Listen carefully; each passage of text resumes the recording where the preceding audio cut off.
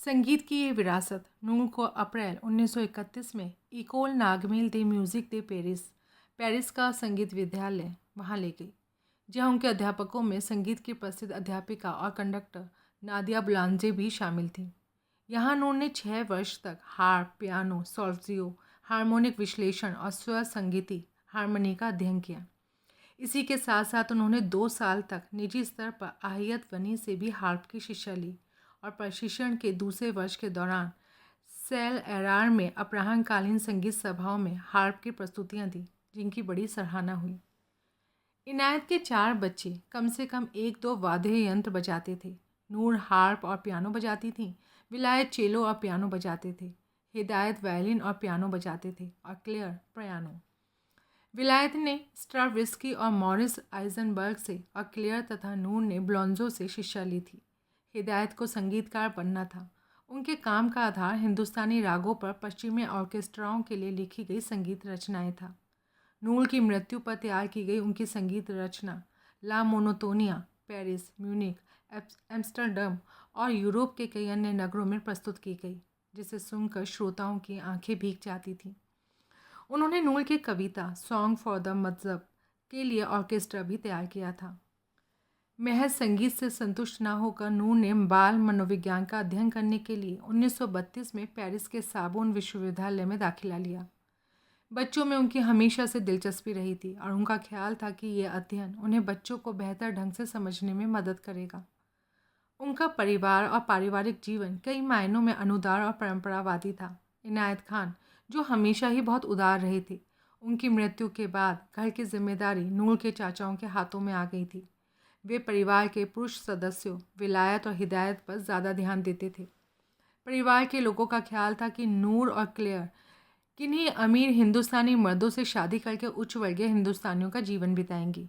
दोनों लड़कियों को उनकी बौद्धिक या एकेडमिक योग्यताओं की बजाय सांगीतिक योग्यताओं को विकसित करने के लिए प्रोत्साहित किया गया। सारा जोर भविष्य में समाज में उनकी जगह तैयार करने पर था। वे घर से बाहर निकलकर दुनिया में अपनी जगह बनाएंगी, ये तो विचार का विषय ही नहीं था। प्रशंसा और प्रोत्साहन लड़कों के हिस्से में जाते थे, लड़कियों को गंभीरता से नहीं लिया जाता था। संभवतः घर के इस पुरुष प्रधान वातावरण ने ही नूर को अपनी तयशुदा भूमिका निभाने से ज़्यादा अपने देह के पक्ष में कुछ करने के लिए ज़बरदस्त निश्चय की ओर प्रेरित किया था। उम्र के 20वें वर्ष में प्रवेश करते करते वे अपने दोस्तों की मंडली में प्रभावशाली पहचान बनाने लगी थी, विश्वविद्यालय जाने लगी थी, संगीत का अध्ययन करने लगी थी और पेरिस की गतिविधियों में सक्रिय हिस्सेदारी करने लगी थी। इकोल नामेल दे म्यूज़िक में पढ़ाई के दौरान ही उन्हें एक बार फिर इश्क हो गया और ये रिश्ता 6 साल तक चलता रहा। लड़के का नाम था गोल्डबर्ग और वो उनकी संगीत की कक्षा का सहपाठी था। हालांकि परिवार से इस रिश्ते को अनुमति नहीं मिली थी, लेकिन उन्होंने सगाई कर ली थी। गोल्डबर्ग तुर्क यहूदी था और पेरिस में अपनी माँ के साथ रहता था। उसके परिवार की पृष्ठभूमि कामकाजी वर्ग की थी और उसकी माँ एक लॉन्ड्री में काम करती थी। गोल्डबर्ग को इस ऊंचे दर्जे के विश्वविद्यालय इकोल नागमेल दे म्यूज़िक की फीस भरने के लिए संघर्ष करना पड़ता था। परिवार को लगता था कि इस लड़के के प्रति नूर के लगाव के पीछे मूलतः उसके प्रति उनकी सहानुभूति थी, जो उसकी कमज़ोर माली हालत के चलते पैदा हुई थी।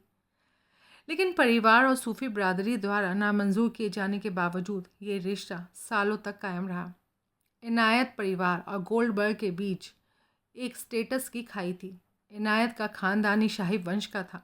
भले ही वो आलीशान जीवन नहीं जीता था, वे पश्चिमी सूफी शागिर्दों से घिरे रहते थे, जो स्वाभाविक ही अमीर और आरामदेह जीवन जीने वाले वर्ग के थियोसॉफिस्ट थे। गोल्डबर्ग इस मंडली में बाहर के व्यक्ति थे। नूर की माँ अमीना बेगम और नूर के भाइयों और चाचाओं ने इस रिश्ते का विरोध किया। गोल्डबर्ग नियमित रूप से फजल मंजिल आया करते थे और उन्हें सूफी बरादरी में दीक्षा तक दे दी गई थी और उन्हें हुजूर नवाज के नाम से पुकारा जाने लगा था। इसके बाद ही सूफी संप्रदाय के लोगों को नूर के साथ उनके रिश्ते के बारे में पता चला था और उन्होंने उसे अमान्य करार कर दिया था। उनका मानना था कि पीरजादी नूर अपने से निचले तबके के व्यक्ति से शादी नहीं कर सकती। भाइयों को दूसरे कारणों से इस रिश्ते से आपत्ति थी। विलायत के मुताबिक नूर का ये प्रेमी बहुत रौब गांठता था और इससे नूर को तकलीफ होती थी। गोल्डबर्ग धमकी देते थे कि अगर नूर ने उन्हें छोड़ दिया तो वो खुदकुशी कर लेंगे और नूर ने इस धमकी की सच्चाई को परखने की कभी हिम्मत नहीं की। उनका मानना था कि वो वाकई अपना जीवन ख़त्म करने की कोशिश कर सकते हैं और अगर उन्होंने वैसा किया तो वो खुद को कभी माफ़ नहीं कर पाएंगी। नूर के परिवार को लगता था कि गोल्डबर्ग के साथ उनका रिश्ता उन पर बहुत ज़्यादा दबाव डाल रहा था, जबकि नूर को लगता था कि परिवार के लोगों को उनकी स्थिति की ज़रा भी समझ नहीं थी। ये बात सही थी कि नूर परिवार और प्रेमी के प्रति अपने लगावों के बीच संतुलन बिठाने की कोशिश करते हुए बहुत तनाव की हालत में थी। वो 6 सालों तक अपने जज्बातों से जूझती रही और कभी कभी इस तनाव की वजह से वो बीमार भी पड़ जाती थी। नूर को लगता था कि परिवार के लोग उनके प्रेमी की काबिलियत को कम करके आंकते थे और इस सच्चाई को स्वीकार नहीं करते थे कि वो बहुत अच्छे पियानो वादक थे। उन्होंने अपनी सहेली रहमान की माँ मैडम पेरनाज से कहा था, वो हज़ारों में एक है। ये बड़ी अजीब सी बात थी कि नूर ने अपनी सबसे घनिष्ठ दोस्त रहमान से अपने प्रेमी के बारे में कभी बात नहीं की। नूर को लगता था कि रहमान इतनी कम उम्र की है और मासूम है कि वो उनके रिश्ते की पेचीदगी को समझ नहीं पाएगी। नूर की जज्बाती हलचलें उनके इस दौर की कविताओं में झलकती हैं। अपनी माँ को लिखी गई कविता में नूर अपनी गलतियों और उन गलतियों की वजह से माँ को संभवतः पहुंची पीड़ा के लिए माफ़ी मांगती हैं। कितनी बार अक्सर ऐसा हुआ है कि ज़िंदगी की भूल भलैया में हमारे पैर भटक गए हैं। आह प्यारी अम्मा, आज तुम हमारी बेहिंता गलतियों को माफ़ कर दो। The song of the ocean और the song of the night शीर्षक से लिखी गई इसी समय की 2 अन्य कविताओं के स्वर भी गहरी उदासी से भरे हैं। The song of the night में नूर ने लिखा था, किसने सुना है मेरा दर्द भरा रुदन, किसने सुनी है मेरी आह। इसमें उनकी उस वक्त की सारी उथल पुथल का संकेत मिलता है। संगीत की दृष्टि से नूर अच्छी प्रगति कर रही थी। वे खास तौर से नादिया बुलांजे से मिल रहे मार्गदर्शन से बहुत प्रभावित थी। 1930 और 1934 के बीच इनायत खान के चारों बच्चे समर स्कूल के दौरान फजल मंजिल की संगीत सभाओं में वादन करते थे।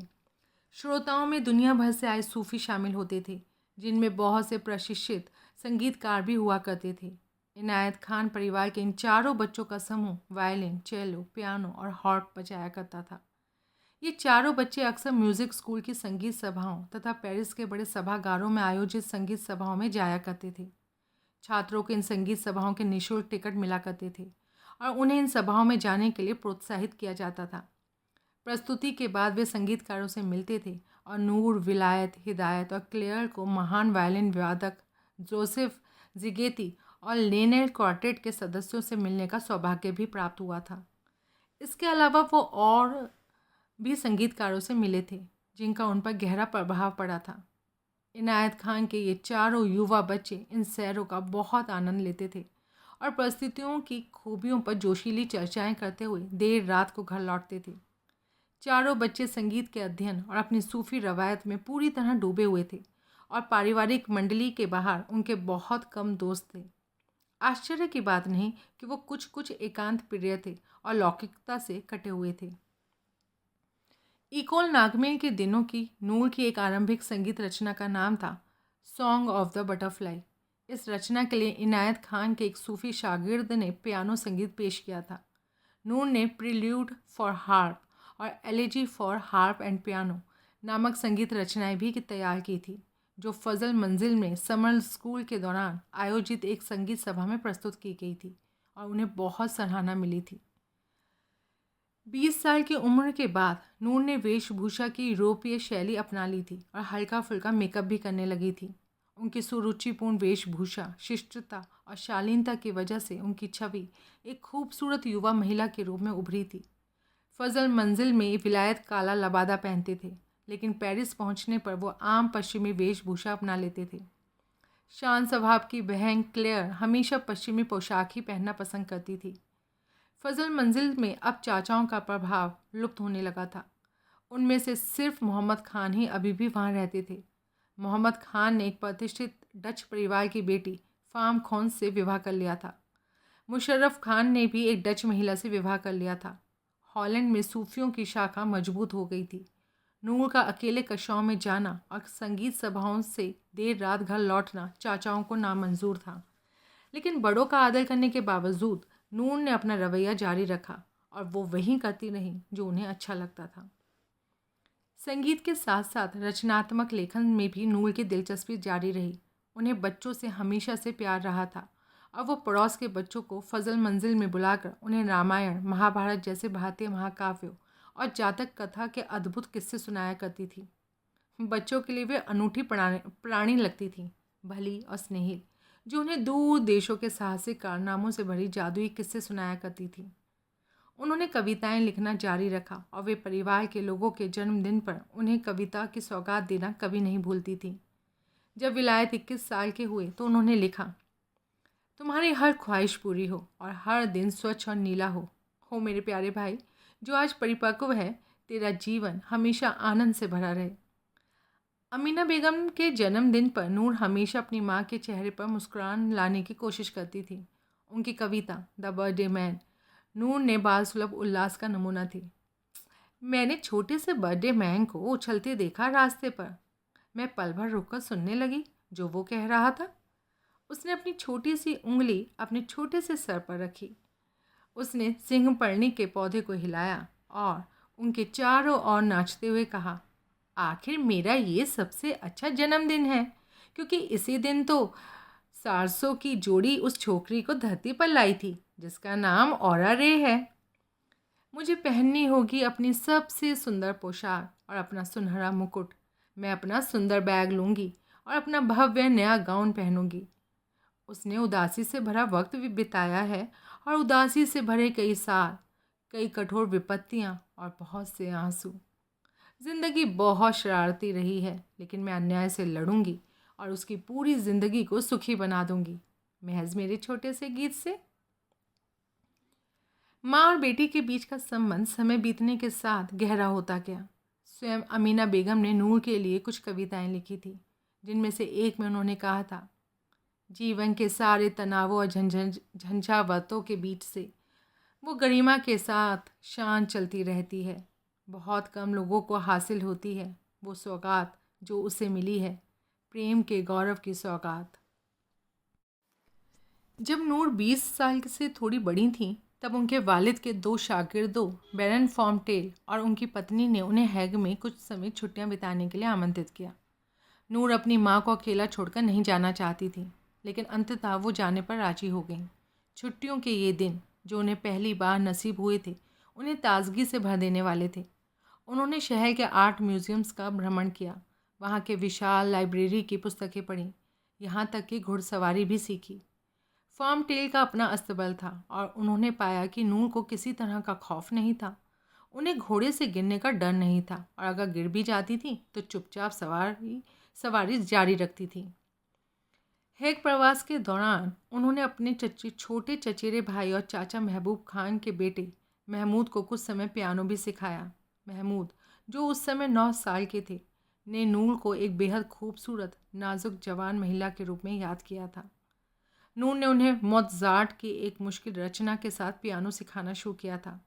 चूँकि महमूद उस रचना का बेहद दबाव महसूस कर रहे थे, तो नूर ने उन्हें खरगोशों और परियों के किस्से सुनाते हुए और तरह तरह के चित्र बनाते हुए उनकी मदद की।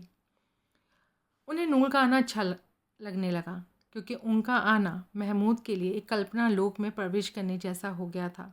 उन्होंने बहुत कौतुकपूर्ण ढंग से याद किया कि उसकी अगली गर्मियों में क्लेयर या मामूली वहाँ आई थी और उन्हें उम्मीद थी कि वो उन्हें सिखाएंगी। लेकिन क्लेयर हमेशा खामोश और अपने में खोई रही और अचानक उन्होंने पाया कि वहाँ वैसा कोई आनंद नहीं था। बालक महमूद के लिए नूर किसी परिकथा के किरदार जैसी थी, नाजुक और मोहक, जिसमें दृढ़ निश्चय और सामर्थ्य था, जिसे वो उस उम्र में भी महसूस कर पाते थे। हेग से लौटने पर नूर को एक बार फिर से फजल मंजिल की जिम्मेदारियों को संभालना पड़ा। यह आसान काम नहीं होता था। मैडम इंगलिंग नूर को हर महीने 3000 फ्रैंक दिया करती थी, जिनसे उन्हें गृहस्थी चलानी होती थी। ये बड़ी रकम नहीं थी। मैडम इंगलिंग रईस होने के बावजूद विलासिता में लिप्त होने वाली महिला नहीं थी। हर काम, बिस्तर तैयार करने से लेकर प्लम्बर को बुलाने तक नूर के जिम्मे हुआ करता था। क्लेयर समर्पित भाव से उनकी मदद करती थी। वो कपड़े धोने सुखाने में उनकी मदद करने लगी।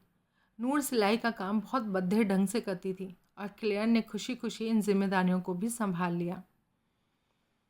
अपने प्रेमी के साथ नूर का मुश्किल भरा रिश्ता फजल मंजिल के घरेलू जीवन के दबावों में और भी योगदान करता था। इस दौर में नूर काफ़ी रुआसी बनी रहती थी। एक समय आया था जब विलायत को लगता था कि नूर की मानसिक हालत बिगड़ रही थी, लेकिन उन्होंने खुद को संभाल लिया। पति के शोक में कई वर्ष बिताने के बाद उनकी मां अंततः दुनियावी मामलों में कुछ दिलचस्पी लेने लगी थी। उनकी सेहत में सुधार हुआ था। अब वो यूरोपीय पोशाक पहनकर छोटी सैर के लिए भी निकलने लगी थी। बच्चों के लिए ये बहुत राहत की बात थी।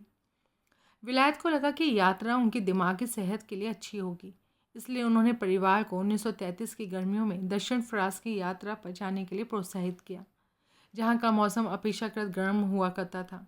उन्होंने लिखा था, हमने मानते कालों से लेकर मक्सैर, व्यू, खोशफा, दुवील, थुवील, लो आव और डिएप तक मैसिव सतल आल्प्स और कोते दजूक को छान डाला था। उन्होंने ये सब यात्राएं स्पोर्ट्स कार में की थी। विलायत के साथ वो और आगे स्पेन तक गई थी। 1934 में वो बार्सिलोना गए और सैन सल्वाडोर में पाब्लो कासाल्स से मिले। नूर हमेशा से विलायत की सबसे ज़्यादा आत्मीय रही और दोनों को मिलकर काम करना अच्छा लगता था। अगले साल वो इटली गए और वहाँ पादुआ, वेनिस और मिलान का भ्रमण किया और वहाँ आयोजित ओपेरा और संगीत सभाएं देखने सुनने गए। नूर ने वहाँ से अपने घर आनंद से भरे खत भेजे। अपने एक खत में उन्होंने उन ओपेराज के बारे में लिखा जो उन्होंने देखे थे, आइदा, रियोलेत्तो, त्रोवातोरे और पुचिनी का ला बोएम। उन्होंने लिखा था कि रिगोलेत्तो की प्रस्तुति के दौरान किसी दर्शक ने डूचे यानी कि मुसोलिनी को पहचान लिया था और वो चिल्ला उठा था, ईल डूचे। नतीजे में सभागार में मंच पर कोलाहल मच गया था। अभिनेता बेहद जज्बाती हो उठे थे और संगीतकारों के हाथ से उनके वाद्य यंत्र लगभग छूट गए थे। फिर पूरी तरह खामोशी छा गई, जिसके बाद श्रोताओं ने आनंद की गहरी सांस ली और ओपेरा फिर से शुरू हुआ। नूर और उनके भाई फांसीवाद के शुरुआती वर्ष देख रहे थे, लेकिन इस समय नूर राजनीतिक तौर पर स्पष्ट रूप से सजग नहीं थी। डूचे उनके लिए महज एक लोकप्रिय नेता थे। 1937 की गर्मियों में जब नूर का उनके प्रेमी के साथ का रिश्ता असामान्य रूप से मुश्किल दौर से गुजर रहा था, तब विलायत उन्हें इस उम्मीद से स्विट्ज़रलैंड ले गई कि छुट्टियों को बिताने से उनका ध्यान समस्याओं से हट सकेगा। यूरोप के तमाम दूसरे हिस्सों की ही तरह स्विट्ज़रलैंड में भी ऐसे सूफी परिवार थे जहां वो रह सकते थे। वे जेनेवा और ज्यूरिख गए। उन्होंने स्विस झीलों और पर्वतों की सैर की, पर्वतारोहण और स्कीइंग की और इस तरह सफ़र का भरपूर आनंद उठाया। नूर को छुट्टियों के दौरान इस तरह आनंदित होते देखकर विलायत बहुत खुश थे और बाद में उन्होंने याद करते हुए बताया था कि वो शायद सबसे सुखद वक्त था जब इन दोनों ने साथ बिताया था। देहात की सैर करने के लिए भाई बहन ने साइकिल किराए पर ली थी। वे रास्ते में ठहर जाते, पहाड़ों पर लेट जाते, बादलों को गुजरते देखते रहते और भविष्य के बारे में बतियाते रहते। विलायत ने नूर से कहा कि उन्हें उम्मीद है कि वो अंततः अपनी सगाई तोड़ देंगी और अपने अतीत को पीछे छोड़ देंगी। विलायत को लगता था कि वो रिश्ता उन्हें निचोड़ रहा था। नूर टूटने के कगार पर पहुंच चुकी थी। उनकी आंखों में अक्सर आंसू होते थे और वो किसी तरह के तनाव या आलोचना का सामना करने में असमर्थ होती थी। विलायत ने अपनी बहन को समझाने की कोशिश की कि वो जीवन में थोड़ी सहजता के साथ स्थिति का सामना करें, सारी दुनिया का बोझ अपने कंधों पर ढोती ना फिरें। विलायत को लगता था कि ये रिश्ता उनकी जीवनी शक्ति और रचनात्मकता को ख़त्म कर रहा था। स्विट्ज़रलैंड में नूर ने जेनेवा की झील में नाव चलाई। इससे उन्हें अपने वालिद की यादें ताज़ा हो गईं। उन्हें समझ में आया कि झील की शांत और खामोशी ने ही उन्हें वहाँ सूफ़ी केंद्र आरंभ करने की प्रेरणा दी होगी। नूर वहाँ अपने वालिद के बहुत से शागिर्दों से मिली और उन्होंने उनके विचारों और काम के बारे में गहराई से सोचा। उन्होंने दूसरे मुरीदों के बच्चों को वालिद के कुछ गीत भी गाकर सुनाए और ये देखकर उन्हें बहुत खुशी हुई कि किस तरह उन गीतों को सुनकर बच्चों को शांति मिली थी और वो सो गए थे। स्विट्ज़रलैंड की शांत झीलों और पर्वतों के बीच वो खुद को अपने वालिद के करीब महसूस कर रही थी। उन्होंने याद किया था कि किस तरह वह उन्हें अपने घुटनों पर सवार करके कहते थे, जब अब्बा का प्यार है तो डर किस बात का। उन्हें ये शब्द उनकी ओर से दी गई तसल्ली की तरह लगते थे। सालों बाद जब वो एक जर्मन काल कोठरी में कैद थीं, तब वालिद के ये शब्द उन्हें एक बार फिर तसल्ली देने वाले थे। स्विट्ज़रलैंड के सफ़र ने नूर की खुशी लौटाने में मदद की थी। पेरिस लौटने पर वो एक बार फिर ऊर्जा महसूस कर रही थी और अब उन्होंने एक और उद्यम करने का निश्चय किया था। उन्हें लग रहा था कि वो हिंदी भूलती जा रही थी और इसलिए उन्होंने उसे फिर सीखने का फ़ैसला किया। विलायत और नूर ने बल्डिट्स स्कूल में पढ़ना शुरू किया और साथ ही पेरिस विश्वविद्यालय के इकोल दे लाज ओरिएंटल यानी कि स्कूल ऑफ ओरिएंटल लैंग्वेज में भी दाखिला ले लिया, जहाँ उन्होंने 2 साल तक हिंदी का अध्ययन किया। 1938 की गर्मियों में उन्होंने विश्वविद्यालय की परीक्षा दी और बाल विज्ञान में लिसांस यानी कि डिग्री हासिल की। विश्वविद्यालय छोड़ने के बाद नूर को अगला कदम लेने का फैसला करना था। ये फैसला उनके लिए उस तरह आसान नहीं था जितना ये किसी सामान्य छात्र के लिए हो सकता था। इनायत खान का परिवार पारंपरिक रोजगारों के अनुरूप नहीं ढला था, इसलिए अपनी योग्यताओं के बावजूद नूर ने अध्यापक के पद के लिए आवेदन नहीं किया या व्यावसायिक संगीतकार बनने की कोशिश नहीं की।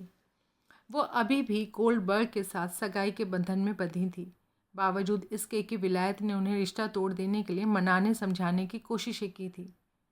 नूर में जिद की प्रवृत्ति थी, वे वही करती थीं जो करना चाहती थी और उन्हें अभी भी उम्मीद थी कि उनका परिवार उनके प्रेमी को स्वीकार करने का मन बना लेगा। समर स्कूल के लिए बड़ी तादाद में आने वाले मेहमानों पर नूर कुछ इस तरह का प्रभाव छोड़ती थी जैसे वो एक शर्मीली और एकांत प्रिय लड़की हैं। वे उन बैठकों में कभी नहीं बोलती थीं जिनकी अध्यक्षता अक्सर विलायत किया करते थे और कभी कभी अकेली ही शाम को सैर के लिए निकल जाती थी। अक्सर वो अकेले ही हार्प बजाती पाई जाती थी। उन्हें पहली बार छुट्टियां बिताने के लिए आमंत्रित करने वाले पारिवारिक दोस्त बैरन फॉर्मटेल की पत्नी ने उनके सामने एक प्रस्ताव रखा। श्रीमती फॉर्मटेल बच्चों की पुस्तकों के लिए चित्र बनाती थीं और इस व्यवसाय के लिए उन्होंने अपना नाम ओहियत विलेबैक के लेमैक रखा हुआ था। उन्होंने नूर को जातक कथाओं का अंग्रेजी में अनुवाद करने की सलाह दी। ये ग्रंथ बुद्ध के पिछले जन्मों के बारे में लगभग 500 कहानियों और नीति कथाओं का संग्रह है, जो बचपन के दिनों में नूर को बहुत आकर्षित करती रही थी। नूर फौरन इस काम में लग गई। उन्होंने अनुवाद के लिए पुस्तक से 20 कहानियाँ चुन ली। वे सुबह 6 बजे जग जाती और 9 बजे तक लगातार लिखती रहती। पुस्तक तैयार करना उनके जीवन का एक नया ध्येय बन गया और वो साहस, निष्ठा और बलिदान के इन किस्सों में पूरी तरह तल्लीन हो गई जिनका वो अनुवाद कर रही थी। पूरी सुबह काम करने के बाद वो कमरे से नीचे आती और नई ऊर्जा के साथ गृहस्थी के संसारिक कामकाज संभालती। अनुवाद की पांडुलिपि सौंपने के बाद वो एक बार फिर छुट्टी के लिए फार्म टेल के यहाँ चली गई और वहाँ उन्होंने सर्दियाँ बिताई। उन्होंने कुरान और बाइबल का अध्ययन किया। उन्होंने हिंदी की पढ़ाई भी जारी रखी और वो देवनागरी लिपि भी सीखना चाहती थी ताकि उन्हें संस्कृत पढ़ने में मदद मिल सके। श्रीमती टेल ने उन्हें वीणा बजाना सिखाया। ये वही वाद्य था जो इनायत खान बजाते थे। नूर ने इसका अभ्यास करते हुए कुछ अच्छे महीने बिताए। नूर लेखक के रूप में स्थापित होती जा रही थी। 1938 में उन्होंने संदे फ्याहो अखबार में बच्चों के कॉलम के लिए लिखा और जल्दी उसकी नियमित लेखिका बन गई। अखबार ने उनकी कहानियों को बेहद पसंद किया, जो आमतौर से रहस्यमय प्राणियों और प्रकृति के बारे में हुआ करती थी। नूर की शैली बहुत लुभावनी थी, जिसने तत्काल किशोर पाठकों का ध्यान अपनी ओर खींचा। अपनी एक कहानी इको में नूर ने लिखा, ऊंची पहाड़ी के ढलान पर रहने वाली परियों के बीच एक छोटी सी परी थी जो बहुत बातूनी थी और लगातार बकवास और बक बक बक बक करती रहती थी। घास में रहने वाले झिंगुरों और पेड़ों पर रहने वाली गौराइयों से भी ज़्यादा। उसका नाम था इको।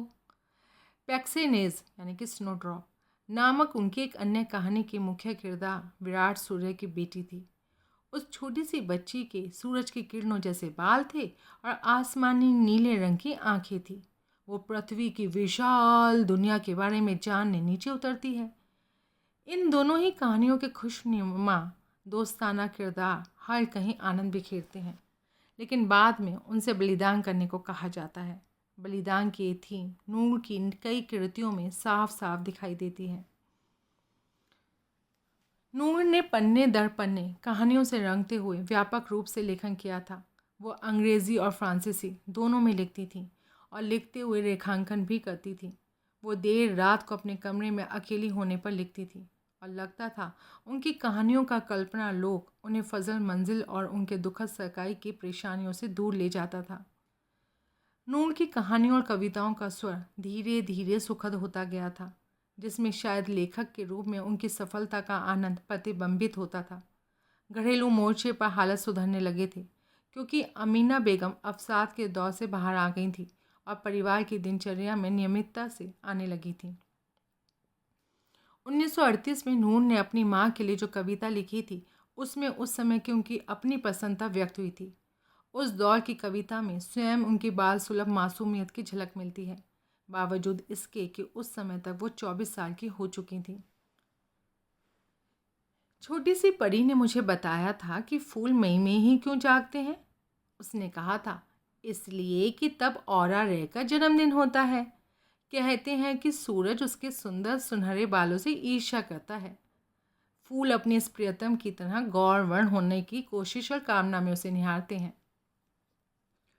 1939 1939 के मध्य तक आते आते नूर को समझ में आने लगा था कि गोल्डबर्ग के साथ उनके रिश्ते का कोई भविष्य नहीं है। हॉलैंड का एक अमीर और कुलीन सूफी पीटर योहामस एक हाउट योम हियर कुछ समय से नूर में दिलचस्पी दिखा रहा था, लेकिन गोल्डबर्ग के साथ अपने रिश्ते की वजह से नूर मेल जोल बढ़ाने की उसकी कोशिशों की अवहेलना कर रही थी। इसके बाद पीटर योहामस राजनयिक सेवा के तहत नौकरी के सिलसिले में हिंदुस्तान आकर कलकत्ता में रहने लगे। विलायत के समझाने बुझाने पर नूर ने पीटर योहामस के साथ रिश्ता बनाने का फैसला किया, लेकिन उनके पास हिंदुस्तान की यात्रा के टिकट के लिए पैसे नहीं थे। नूर और विलायत महमूद की नानी से मिले, जो पीटर योहामस की रिश्तेदार थी। उन्होंने उनके सामने कलकत्ता जाने की इच्छा जाहिर की। मैडम फांग होन्स उनके हिंदुस्तान जाने और उनके भतीजे से मिलने की संभावना से बहुत खुश हुई, लेकिन उन्हें यह एहसास नहीं था कि वो भाई बहन दरअसल उनसे इस यात्रा के लिए आर्थिक मदद भी चाहते थे। विलायत और नूर सीधे सीधे पैसा मांगने से संकोच कर रहे थे, इसलिए वो मसला वहीं समाप्त हो गया और इसी के साथ नूर द्वारा पीटर योहामस के प्रस्ताव को स्वीकार करने की वो संभावना भी समाप्त हो गई, जिसने नूर की ज़िंदगी की दिशा बदल दी होती। अब तक नूर बच्चों की लेखिका के रूप में काफ़ी लोकप्रिय हो चुकी थी। उनकी कहानी से को इंतो ट्वेल्व कोफा दा लेबुआ जब किसी को कभी कभी जंगल में सुनाई देता है को 13 अगस्त 1939 को ले फिगाहो के बच्चों के पृष्ठों पर सम्मानपूर्वक प्रकाशित किया गया। रेडियो पेरिस के चिल्ड्रंस आवर के दौरान भी नूर की कहानियों का प्रसारण हुआ और उसकी प्रशंसापूर्ण समीक्षाएं हुई। उन्होंने भारतीय और ग्रीक किंवदंतियों पर आधारित लेख लिखे और हिंदुस्तानी कवि मीराबाई और एमा नेवादा तथा उनकी बेटी मेगनॉन नेवादा जैसी गायिकाओं के बारे में लेख लिखे। मीराबाई और एमा नेवादा के बारे में लिखे गए ये लेख नूर के प्रिय विषयों भक्ति, प्रेम और उत्सर्ग की कहानियाँ कहते थे। उन्होंने फ्रांसीसी और नॉर्डिक लोक कथाओं की पूर्ण रचनाएँ की और अकबर बादशाह तथा शालमोन के बारे में कहानियाँ लिखीं और इस तरह अपने कृतित्व में इतिहास, मिथक और किंवदंती का समावेश किया। ठीक जिस समय नूर लेखिका के रूप में अपनी पहचान विकसित कर रही थी, यूरोप के सर पर युद्ध का खतरा मंडरा रहा था। 15 मार्च 1939 को जर्मनी ने चेकोस्लोवाकिया पर हमला कर दिया। मई के आते आते जर्मनी और इटली ने अपनी औपचारिक गठबंधन का ऐलान कर दिया और पश्चिमी यूरोप को लेकर जर्मनी की बेचैन कर देने वाली योजनाएं साफ होने लगी। 1939 में नूर की पुस्तक 20 जावक टेल्स 20 जातक कथाएं ओहियत विलेबेक लेमेक के रेखांकनों के साथ लंदन से जॉर्ज सी हेरेप से प्रकाशित हुई। अपनी पहली पुस्तक के प्रकाशन पर नूर की प्रतिक्रिया अनअपेक्षित रूप से सादगीपूर्ण थी। वे उस समय शायद अपने वालिद के बारे में सोच रही थी। उनकी मृत्यु के समय से ही परिवार में कोई पार्टियां या समारोह आयोजित नहीं हुए थे। लेकिन इसी के साथ साथ नूर अपनी पहली प्रकाशन संबंधी कामयाबी को लेकर काफ़ी उत्साहित भी थी। उनके मन में बच्चों के लिए अखबार प्रकाशित करने का विचार आया और उन्होंने पेरिस सुआख के प्रसिद्ध पत्रकार एलेक्सी दनो के साथ मिलकर इस योजना पर काम किया। वे इस अखबार का नाम बेलाज द ब्यूटीफुल एज रखना चाहती थी और इसके लिए उन्होंने कुछ सामग्री भी इकट्ठी करनी शुरू कर दी, जिसमें उनके पड़ोसिन मैडम पाशो के कुछ चित्र शामिल थे। एलेक्सी दोनों पेड़ों और परियों के चकित कर देने वाले चित्रों और उनके साथ के मजमूनों से बहुत आकर्षित थे। उन्होंने इन्हें आख्यान की विलक्षण प्रतिभा की संज्ञा दी थी। नूर की कहानी परियों और वनेले जंतुओं से युक्त बच्चों की एक पूर्वी दंतकथा थी। लेकिन यूरोप की घटनाएं जल्दी ही इस उदयीमान लेखिका को पीछे छोड़ने जा रही थी। 1 सितंबर 1939 को जर्मनी ने पोलैंड पर धावा बोल दिया और 3 सितंबर को ग्रेट ब्रिटेन, फ्रांस, न्यूजीलैंड और ऑस्ट्रेलिया ने जर्मनी के खिलाफ जंग का ऐलान कर दिया। फ्रांस को इस युद्ध में ब्रिटेन द्वारा कमोबेश खसेड़ लिए जाने की वजह से उसे युद्ध में अनिच्छापूर्वक शामिल होना पड़ा था। इस ऐलान के नतीजे में फजल मंजिल में पूरी तरह दहशत छा गई थी। नूर अपने लेखन में इस कदर व्यस्त थी और उनके भाई और बहन अपनी पढ़ाई तथा संगीत के स्कूल में इस कदर तल्लीन थे कि उन्हें यूरोप में घट रही घटनाओं की वास्तव में कोई खबर ही नहीं थी। वो कभी रेडियो की खबरें नहीं सुनते थे और इसलिए राजनीतिक घटनाक्रम उन्हें छुए बिना ही गुजरते रहे थे। यूरोप में एक और युद्ध के ख्याल से वो अवसाद और बेचैनी से भर उठे। युद्ध के शुरू के कुछ महीनों में पेरिस बहुत कम प्रभावित हुआ था और इसलिए उसे ब्लिट्जक्रीग लाइटनिंग वॉर के विपरीत नकली युद्ध या सिट्जक्रीग सिटिंग वॉर नाम दिया जा रहा था। एलेक्सी दनो ने नूर से कहा कि इस वक्त बच्चों का अखबार निकालना मुमकिन नहीं होगा। इसकी कोई संभावना नहीं थी कि युद्ध के बीच इस तरह की किसी चीज़ में कोई दिलचस्पी लेता। उन्हें इस बात की भी चिंता थी कि उनकी योजना इतनी सुंदर थी कि उसे अमल में लाना बहुत खर्चीला होता और छोटे बच्चे उतने खर्च का बोझ नहीं उठा पाते। बेलाज की सारी योजनाएं ठप हो गईं। नूर के रेडियो और अखबार के काम पर भी बुरा प्रभाव पड़ा क्योंकि युद्ध की वजह से बच्चों की कहानियों की वहाँ बहुत कम गुंजाइश बची थी। नूर की निगाह में नाजियों की विचारधारा और यहूदियों के खिलाफ अत्याचार बुनियादी तौर पर घिनौने और धार्मिक संभाव के उन सारे सिद्धांतों के खिलाफ थे जिनका संस्कार उन्हें अपने वालिद से मिला था। वो जन्म से मुसलमान ज़रूर थीं, लेकिन उन्होंने एक यहूदी से प्यार किया था और इसलिए नूर के मन में इस युद्ध में कुछ मदद करने की इच्छा पैदा हुई। उनके मन में पहला विचार नर्स की भूमिका निभाने का आया और उन्होंने तथा क्लेयर ने union the fame de France फ्रांसीसी रेड क्रॉस से नर्सिंग और फर्स्ट एड के ट्रेनिंग के लिए फॉर्म भर दिया। जब युद्ध शुरू हुआ तो नूर और क्लेयर अस्पताल के खाली कराए जाने और यूनिट से संपर्क टूटने के समय तक अपना काम करती रहीं। इस मकाम पर नूर ने अपनी निजी जिंदगी के बारे में भी एक महत्वपूर्ण फैसला किया। वर्षों के भावनात्मक द्वंद्व के बाद उन्होंने अंततः गोल्डबर्ग के साथ अपनी सगाई तोड़ दी। उन्होंने अपनी अंतरंग सहेली मेदम प्रेनाथ से कहा था कि उन्होंने वो सगाई इसलिए तोड़ी थी क्योंकि वो युद्ध में एक्टिव भूमिका निभाने या ज़रूरत पड़ने पर मोर्चे पर जाकर नर्स के रूप में काम करने के लिए आज़ादी चाहती थी। 4 जून 1940 को दोपहर में जब जर्मन तोपों ने फ्रांस का रुख किया था, तब नूर और विलायत फजल मंजिल की बड़ी सी खिड़की के करीब सोफे पर बैठे थे। खिड़की से बाहर उन्हें नीचे दूर दूर तक फैला हुआ पेरिस दिखाई दे रहा था। उन्हें महत्वपूर्ण फैसला करना था। उनका पालन पोषण सूफियों के रूप में हुआ था और अहिंसा का आदर्श उनके संस्कारों में था। इनायत खान ने उन्हें गांधी के बारे में और आज़ादी की लड़ाई में गांधी द्वारा अपनाई गई शांतिपूर्ण विरोध की पद्धतियों के बारे में शिक्षा दी थी।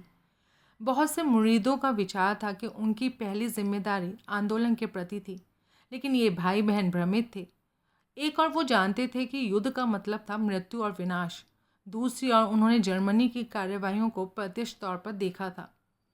विलायत ने नूर से सवाल किया, अगर हथियारों से लैस कोई नाजी तुम्हारे घर में घुस आता है और 20 लोगों को बंधक बना लेता है और उन्हें मार डालना चाहता है, तब अगर तुम उसकी हत्या कर सकने की स्थिति में होने और उस तरह के उन मौतों को रोक सकने के बावजूद अहिंसा में अपने विश्वास की वजह से वैसा नहीं करती, तो क्या तुम उन 20 लोगों की हत्या में भागीदार नहीं बनोगी? रक्षात्मक कार्यवाही में हिस्सा लिए बिना हम आध्यात्मिक नैतिकता की शिक्षा कैसे दे सकते हैं? क्या हम नाजियों के कृत्यों को तमाशबीनों की तरह खड़े खड़े देखते रह सकते हैं? वो जानते थे कि वो तमाशबीन बनकर खड़े नहीं रह सकते और इसलिए उन्होंने आतताई की आक्रामकता को नाकाम करने के लिए हरकत में आने का निश्चय किया। नूर और विलायत ने इंग्लैंड जाकर युद्ध की कार्यवाही में हिस्सा लेने का फैसला किया। विलायत ने फ़ौज में भर्ती होने और नूर ने नर्स या फ़ौजी जिस किसी भी रूप में युद्ध के उपक्रमों में मदद करने का निश्चय किया और अंततः एक निर्णय पर पहुंचने से उन्हें बेहद राहत महसूस हो रही थी और उन्होंने बाकी परिवार को अपनी योजना के बारे में बताया। अकेले हिदायत ही थे जिन्होंने शादी की थी और उन्होंने कहा कि वो अपने बीवी बच्चों को लेकर दक्षिण फ्रांस जाएंगे और वहाँ प्रतिरोधों में मदद करेंगे। चाचाओं ने घर में ही रुकने का निश्चय किया।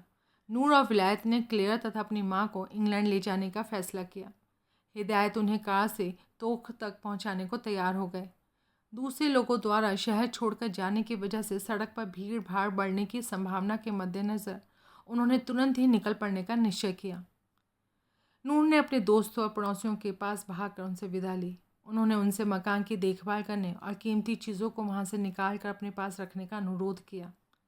5 जून 1940 को उन्होंने ज़रूरत का सामान बांधा, उस मकान को आखिरी बार देखा जो 20 सालों से उनका घर रहा था, और वो अपने घर लंबे सफ़र पर निकल पड़े।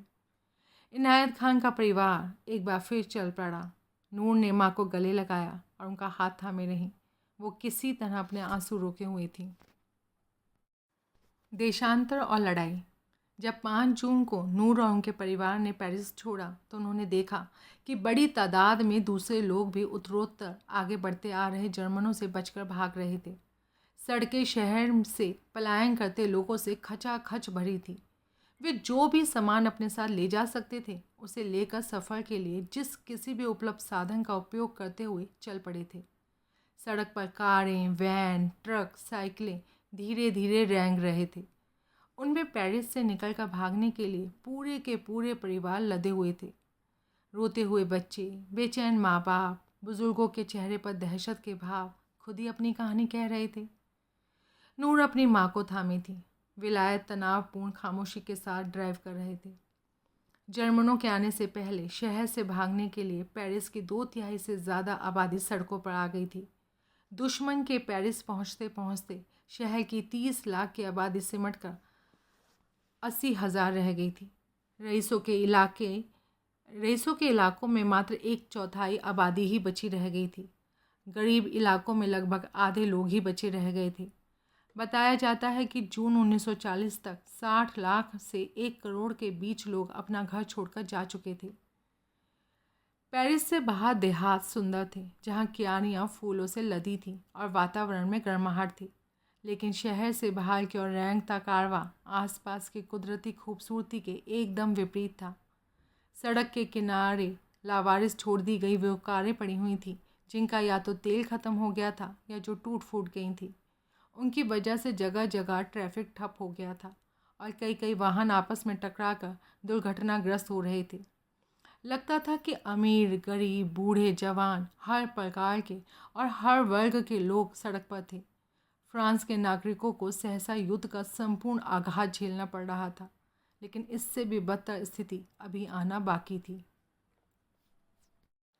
जर्मनी के जेट विमानों की गड़गड़ाहट सुनकर शरणार्थी सर छुपाने के लिए तेजी से भाग रहे थे। निचली ऊंचाई पर उड़ते विमानों ने कारवां पर अंधाधुंध बमों की वर्षा कर दी। कुछ ही मिनटों के भीतर कारें सुलग उठीं और हरी भरी देहाती सड़कें किनारे की सुगंधित झाड़ियों की बजाय मांस और टायरों के जलने की गंध से भर उठी। जेट विमानों की गड़गड़ाहट मध्यम पड़ी और फिर लगभग तुरंत ही वापस लौट आई, क्योंकि जर्मन बम वर्षक अपनी अधूरी छूट गई कार्रवाई को पूरा करने लौट आते थे। विलायत ने रैफ यानी कि RAF रॉयल एयर फोर्स में शामिल होने की कसम खा ली। मासूमों पर की जा रही इस बम वर्षा से नूर बेहद विचलित थी। उन्हें आश्चर्य था कि ये किस तरह का शासन था जो शरणार्थियों, औरतों और बच्चों पर बम बरसा रहा था। ये सब देखकर उनके मन में ऐसी ताकत के खिलाफ लड़ने का संकल्प मजबूत हुआ। सड़क पर बिताए गए उस दहला देने वाले दिन के बाद ये परिवार रात होते होते तोख पहुंच गया।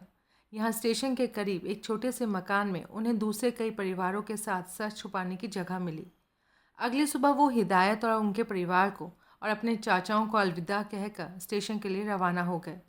उन्होंने बोगदू जाने वाली ट्रेन पकड़ने की योजना बनाई, जहाँ से वो इंग्लैंड जाने के लिए जहाज़ पकड़ सकते थे। जब ट्रेन आई तो वो पहले से ही ठसाठस भरी थी।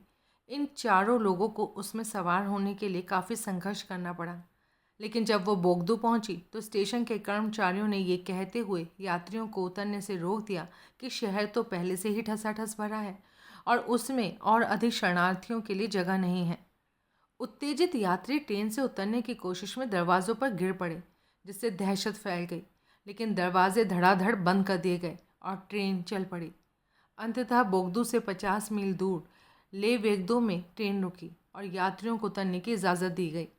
वो छोटा सा कस्बा पहले से ही लोगों से ठसाठस भरा था। इस परिवार ने टाउन हॉल का रुख किया। ब्रिटिश सरकार अपने नागरिकों को ले जा रही थी। विलायत, जो लंदन में पैदा हुए थे, ने पूछा कि क्या लंदन जा रही नाव में उनके परिवार को जगह मिल सकती है। उन्हें इजाज़त तो मिल गई, लेकिन उनसे कहा गया कि चूंकि प्रतीक्षा कर रहे लोगों की कतार बहुत लंबी है, इसलिए उन्हें कुछ दिन इंतज़ार करना पड़ेगा। परिवार एक कमरा किराए पर लेकर नाव का इंतज़ार करने लगा।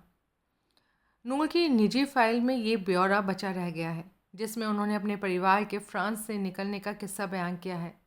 जब परिवार ने देखा कि उसे ले वेगदो में इंतज़ार करना होगा, तो नूर और क्लेयर ने उसे खाली कराई जा चुकी हॉस्पिटल यूनिट की तलाश शुरू कर दी, जिसे जर्मनों ने पेरिस पहुंचने पर बंद कर दिया गया था। ब्रिटेन के राजदूत ने उन्हें बताया कि वहां के कर्मचारी सा नाजया के लिए रवाना हो चुके हैं। ये लड़कियां रेड क्रॉस के लिए अपना काम जारी रखना चाहती थीं, लेकिन उनके प्रमाण पत्र उन कर्मचारियों के पास थे जो वहां से जा चुके थे। इन बहनों ने सहसा सा नाजया जाने और रेड क्रॉस की नाव को पकड़ने की कोशिश का निश्चय कर लिया। अमीना बेगम और विलायत की तमाम समझाने के बावजूद वे उस 200 मील लंबे सफ़र की ज़िद पर अड़ी रहीं। पर नूर की ज़िद का प्रमाण था कि महज सर्टिफिकेट हासिल करने की खातिर वो इतना बड़ा जोखिम उठाने को तैयार थीं। लड़कियां भारी यातायात के बीच रातों रात यात्रा करती हुई अंततः सा नाजया के बंदरगाह तक पहुंच गईं और वहां रेड क्रॉस के कर्मचारियों और दस्तावेजों को ले जा रही नाव की तलाश करने लगीं। जिस वक्त वो बंदरगाह की छानबीन कर रही थी, तब एक शंकालू पुलिस वाले ने उन्हें जासूसी के आरोप में गिरफ्तार कर लिया। नूर के पासपोर्ट से जाहिर हो रहा था कि उनका जन्म मास्को में हुआ था और पुलिस वाला युद्ध के समय कोई जोखिम उठाने को तैयार नहीं था। हवालात की कोठरी में एक रात बिताने के बाद लड़कियों ने अंततः पुलिस अधिकारी को अपनी बेगुनाही का विश्वास दिला दिया और अधिकारी ने जहाज़ के बारे में पूछताछ करने में उनकी मदद की। दुर्भाग्य से वो जहाज़ एक रात पहले ही रवाना हो चुका था। जहाज़ से रेडियो के मार्फत संपर्क किया गया तो चालक दल के कर्मचारी दोनों लड़कियों को रेड क्रॉस के कर्मचारियों के तौर पर जहाज़ में सवार करने पर सहमत हो गए, जिसके लिए उन्हें एक नाव हासिल करना ज़रूरी था जो उन्हें जहाज़ तक पहुंचा सकती। लेकिन विलायत और उनकी माँ चूंकि ले वेगदो में थे, इसलिए क्लेयर और नूर को वापस लौटना पड़ा। जिस दौरान क्लेयर और नूर रेड क्रॉस के प्रमाण पत्रों की भागम भाग में लगी हुई थीं, तभी उन्हें पेरिस की हार की खबर सुनने को मिली। जर्मन वहां 14 जून को पहुंच गए थे। वहां उन्हें एक वीरान नगर मिला जिसकी सड़कें खाली थीं, दुकानें बंद थीं और मकानों पर ताले पड़े थे। टैंक, हथियारबंद वाहन और चमड़े के भारी भरकम कोट पहने जर्मन मोटरसाइकिल सवार शहर की विशाल सड़कों पर घूम रहे थे। तिरंगे की जगह तेजी से स्वास्तिक ने ले ली थी। 16 जून को फ्रांसीसी प्रधानमंत्री पॉल रेनो ने इस्तीफा दे दिया और उनकी जगह प्रथम विश्व युद्ध के वेगदो के हीरो मार्शल आगी पेटा की ताजपोशी कर दी गई। फ्रांस जर्मनी के हाथों पराजित हो चुका था। अगले दिन पेटा ने बोगदू से रेडियो प्रसारण करते हुए कहा कि वो हिटलर से युद्ध विराम संधि का आग्रह करना चाहते हैं। लड़कियों ने खामोश रहकर ये समाचार सुना। इस संधि की शर्तों के तहत पेरिस और उत्तरी फ्रांस और अटलांटिक का समूचा तटवर्ती हिस्सा जर्मन सैन्य कमान से नियंत्रित होने जा रहा था। लुआख के दक्षिण के तथा कथित आज़ाद क्षेत्र पर मार्शल पेटा की हुकूमत चलने वाली थी। उनका ऑफिस ओवेगने क्षेत्र के विशी में स्थापित होने जा रहा था। जर्मन समर्थक विशी की सत्ता इस इलाके पर हुकूमत करने वाली थी।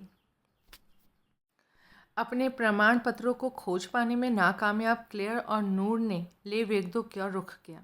इस बीच वलायत खान काफ़ी दहशत में आ गए थे। उनसे कह दिया गया था कि ब्रिटिश नागरिकों को ले जा रही आखिरी नाव आधे घंटे में बंदरगाह से रवाना होने जा रही है, जबकि नूर और क्लेयर अभी लौटी नहीं थी।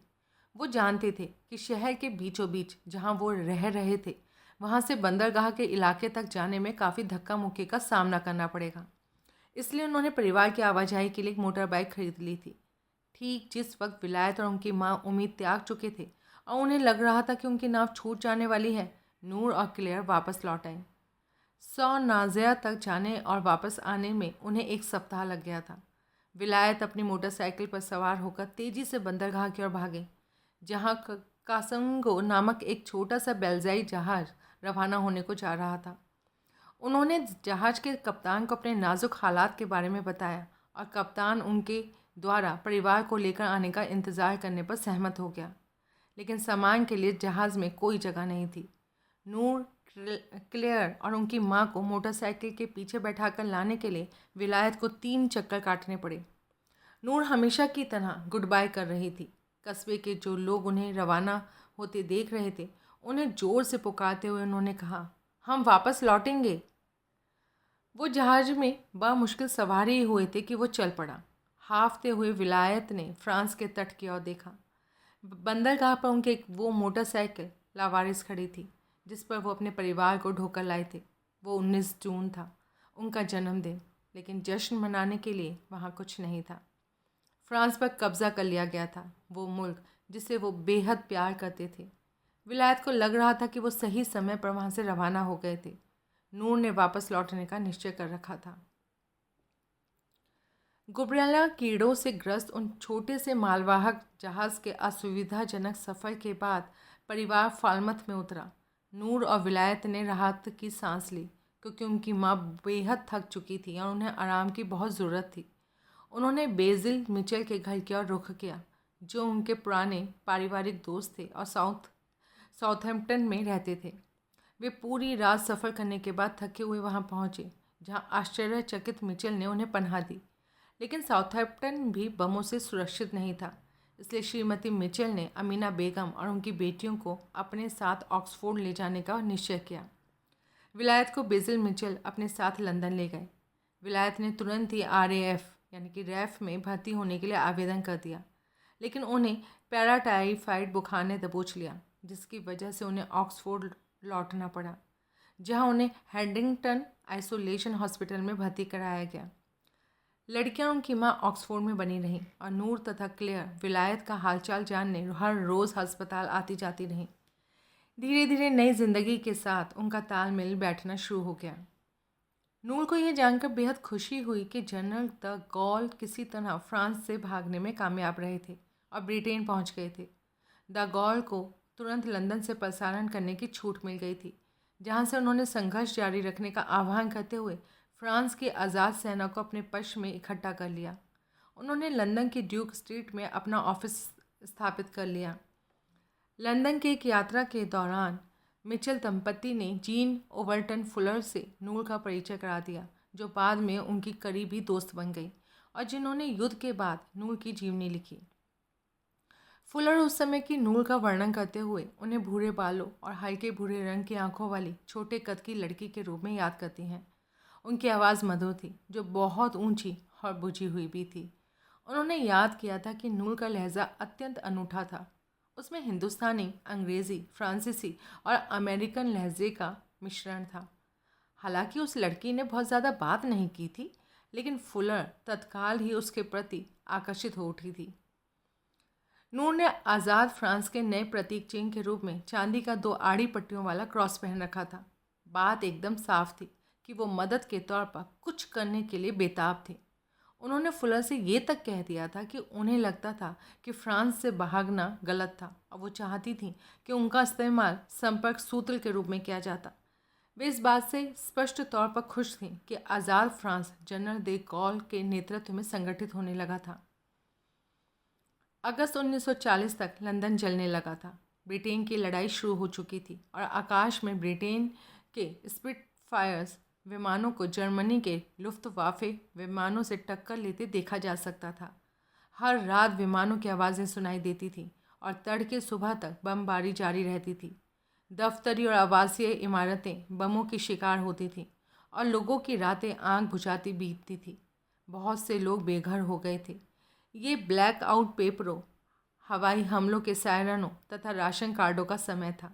हर कहीं पोस्टर लगे थे जिनमें औरतों से आग्रह किया जाता था कि वो WAFF के लिए यानी कि वुमेंस ऑक्सिलरी एयरफोर्स वाफ में काम करें, ATS यानी कि ऑक्सिलरी टेरिटोरियल सर्विस में शामिल हो या पैदल सेना में शामिल हो। Come and help with the victory harvest, आइए और जीत की फसल काटने में मदद कीजिए। नूर मदद करने के लिए बेहद इच्छुक थी। लेकिन उस बरस पतझड़ के मौसम में अंततः किसी तरह रेड क्रॉस सर्टिफिकेट हासिल करने में कामयाबी के बाद नूर स्लाफ के करीब Fulmer Chase maternity home for officers wives में शामिल हो गई। इस वक्त परिवार बेहद आर्थिक तंगी से गुजर रहा था, क्योंकि पेरिस से वो जो थोड़ा सा पैसा लेकर आए थे वो समाप्त हो रहा था। मैटरनिटी होम में नौकरी करते हुए नूर को मुख्यतः रोज़मर्रा के घरेलू काम ही करने पड़ते थे। नर्सिंग संबंधी कोई गंभीर काम नहीं करने पड़ते थे। वो चाहती थी कि उनका वास्तविक उपयोग हो और वो अपनी माँ की इच्छा के विरुद्ध वाफ में शामिल होकर स्वैच्छिक सेवाएं देना चाहती थी। ऐसा करने का उनका फैसला साफ तौर पर विलायत से प्रभावित था, जो रैफ में शामिल हो गए थे। लेकिन वे उस वक्त बहुत हतोत्साहित हुई जब उनका आवेदन इस आधार पर रद्द कर दिया गया कि उनका जन्म मास्को में हुआ था। वो इससे बौखला उठी और उन्होंने मंत्रालय को तुरंत एक खत भेजकर कहा कि एक व्यक्ति के तौर पर उनके पास ब्रिटिश प्रोटेक्टेड पर्सन का पासपोर्ट है और इस नाते उन्हें अपने देश की सेवा करने का अवसर दिया जाना चाहिए। उन्हें लगभग तुरंत ही मंत्रालय की ओर से जवाब भेजा गया, जिसमें क्षमा याचना के साथ साथ वाफ में उनका स्वागत करता हुआ नियुक्ति पत्र भी शामिल था। वाफ की स्थापना 1939 यानी कि 1939 में की गई थी, जिसका उद्देश्य रैफ की मदद करना और महिलाओं को नौकरी के लिए ट्रेनिंग देना था, ताकि पुरुष लड़ाई के मैदान में जा सकें। हज़ारों महिलाओं को रैफ स्टेशनों पर टेलीफोन तथा टेलीप्रिंटर ऑपरेटर, प्लॉटर्स और राडार ऑपरेटर्स के रूप में नियुक्त किया गया था। 1940 तक आते आते इन नियुक्तियों में बहुत बढ़ोतरी हो गई थी, ताकि ज़्यादा से ज़्यादा पुरुष वायुसेना के काम में लगाए जा सकें। एयर मिनिस्ट्री कमेटी का कहना था, जो काम कोई महिला कर सकती है या जिसे करने के लिए उसे ट्रेनिंग दी जा सकती है, वैसा कोई काम पुरुष द्वारा नहीं किया जाना चाहिए। महारानी रैफ की कमांडेंट इन चीफ थी और उसमें हज़ारों महिलाएं स्वेच्छापूर्वक शामिल हो गई थीं। 19 नवंबर 1940 को नूर इनायत खान पता 424598 ACW2 एयरक्राफ्ट वोमेन 2 क्लास वाफ में शामिल हो गई। उन्हें नौरा इनायत खान के नाम से रजिस्टर किया गया था और उनका मज़हब सी ऑफ ई यानी कि चर्च ऑफ इंग्लैंड के रूप में दर्ज था। उन्होंने नौरा नाम इसलिए चुना था क्योंकि वो नूर के सबसे करीब बैठता था। किसी किस्म की संभावित पेचीदगियों को टालने के उद्देश्य से उन्होंने अपना मज़हब चर्च ऑफ इंग्लैंड लिखवाया था। विलायत ने अपना नाम रजिस्टर कराते वक्त जो अनुभव हासिल किया था, उसी का लाभ उठाते हुए नूर ने ये विकल्प चुना था। विलायत का पूरा नाम रजिस्टर करने की कोशिश में वहाँ का क्लर्क इतना चिढ़ गया था कि उसने उनका नाम सिर्फ विक लिख दिया था। क्लर्क ने इस नौजवान का मज़हब जानने की कोई कोशिश न करते हुए उसकी जगह सीधा चर्च ऑफ इंग्लैंड लिख दिया था। नूर ने इसी का अनुसरण करना श्रेष्ठ समझा। नागरिक के रूप में उनका व्यवसाय लेखक दर्ज था और उनकी अन्य योग्यताओं में धारा प्रभाव फ्रांसीसी अंकित था। नूर को वायरलेस संचालन के ट्रेनिंग के लिए 40 अन्य युवतियों के साथ हैरोगेट भेज दिया गया। रेडियो ऑपरेटर के रूप में प्रशिक्षित होने वाली ये वाफ का पहला बैच था। नूर के चरित्र को वीजी यानी कि वेरी गुड कहा गया था और उनकी प्रगति को ए से चिन्हित किया गया था। नूर के लिए ये एक नई दुनिया थी। वो पहली बार किसी समूह का हिस्सा बनी थी, जहां वो भोजन करने, व्याख्यान सुनने और ट्रेनिंग प्राप्त करने वर्दी पहनकर दूसरी युवतियों के साथ जाया करती थी। शारीरिक ट्रेनिंग और खेलकूद अनिवार्य थे और उन्हें दौड़ तथा नियमित कवायद में हिस्सा लेना पड़ता था। ये रंगरूट युवतियाँ झोपड़ियों में फूस भरे गद्दों पर सोती थीं और मासिक निरीक्षण के लिए उन्हें अपना किट तैयार करना पड़ता था। वातावरण ठंडा था, रहन सहन असुविधाजनक था और कुछ भी ऐसा नहीं था जिसकी वो अभ्यस्त रही हों, लेकिन उन्होंने अभ्यस्त होने का निश्चय कर रखा था। एक महीने बाद 23 दिसंबर 1940 को नूर को एडिनबरा स्थित रैफ बैलेन कमान के तहत 34 नंबर के यानी कि बैलून बराज समूह में भेज दिया गया, जहां उन्हें अगले 6 महीनों तक वायरलेस टेलीग्राफिस्ट के रूप में प्रशिक्षण प्राप्त करना था। एक बार फिर नूर को उनके सिग्नल प्रशिक्षण में एक ग्रेड प्राप्त हुआ। उनका चरित्र हमेशा वीजी लिखा जाता था। इस मौके पर बेगम अमीना नूर के करीब रहने के उद्देश्य से एडिनबरा रहने आ गईं। थोड़ी सी शुरुआती हिचकिचाहट के बाद नूर जल्दी ही दूसरी युवतियों के साथ घुल मिल गईं और सेना के मैत्रीपूर्ण जीवन का आनंद लेने लगीं। वे अपनी उत्कृष्ट सेवाएं देने को उत्सुक थीं, इसलिए उन्होंने रेडियो प्रशिक्षण में कड़ी मेहनत करते हुए मोर्स कोड रट डाले और काम में फुर्तीलापन लाने की कोशिश की।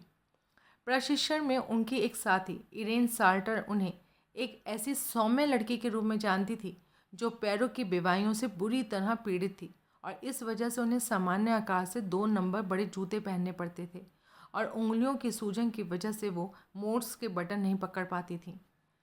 लड़कियों को स्कॉटलैंड का लोक नृत्य सीखना ज़रूरी था और नूर से ये उनके पैरों की वजह से ठीक से नहीं होता था। इसके अलावा वाफ द्वारा उपलब्ध कराए गए काले चमड़े के सख्त चपटे जूतों की आदत डालने में उन्हें थोड़ा वक्त लगता था और उनकी वजह से उनके पैरों में छाले पड़ गए थे। उनके नाचने को लेकर दूसरी लड़कियां उन्हें चिढ़ाती थीं। इसके बावजूद उन्होंने कभी कक्षाएं नहीं छोड़ी और लड़कियों के मजाक के जवाब में मुस्कुराते हुए सारे सत्र पूरे किए। अपने सौम्य व्यक्तित्व और खिलाड़ी भावना की वजह से उन्हें अपने साथियों का सम्मान हासिल हुआ और उनकी कई सहेलियां बन गईं। उस समय की उनकी एक और सहकर्मी डोरोथी रायमन ने नूर को एक ऐसे व्यक्ति के रूप में याद किया जिनके होठों पर प्रशिक्षण के दौरान बरती जाने वाली सख्ती और उकता देने वाले काम के बावजूद दूसरों के लिए हमेशा मुस्कुराहट या प्रीति का शब्द होते थे। सारी युवतियों को सप्ताह में एक बार विशेष सफाई अभियान के लिए अपनी झोपड़ियों में ही रुकना पड़ता था, जिस दौरान उन्हें किट निरीक्षण के लिए अपनी सूती स्लेजी मौजों को रफू करना होता था और अपनी वर्दियों को संतोषजनक शक्ल देनी होती थी। इस दौरान वे आमतौर पर रात 10:30 बजे बत्तियां बुझने से पहले चूल्हे के इर्द गिर्द बैठती थीं। वहाँ गपशप और गर्म कोको का दौर चला करता था। अप्रैल 1941 में नूर को सिग्नल प्रशिक्षण के लिए 929 नंबर के बैलून स्क्वाड्रन में भेजा गया। उनकी एक करीबी दोस्त थी जोआन क्लिफ्टन, जिनके साथ उन्हें 10 जून 1941 को एबिंगडन स्थित हेडक्वार्टर नंबर 6 ग्रुप रैफ बॉम्बर कमान में तैनात कर दिया गया। अब नूर को पदोन्नत करके प्रथम श्रेणी की एयरक्राफ्ट्स वुमेन बना दिया गया था। एबिडगन का यह स्टेशन बर्म वर्षकों के लिए उच्च प्रशिक्षण केंद्र था। नूर तथा जोआन अक्सर संदेश भेजने और प्राप्त करने वाले मर्दों के साथ कंधे से कंधा मिलाकर काम करती थी।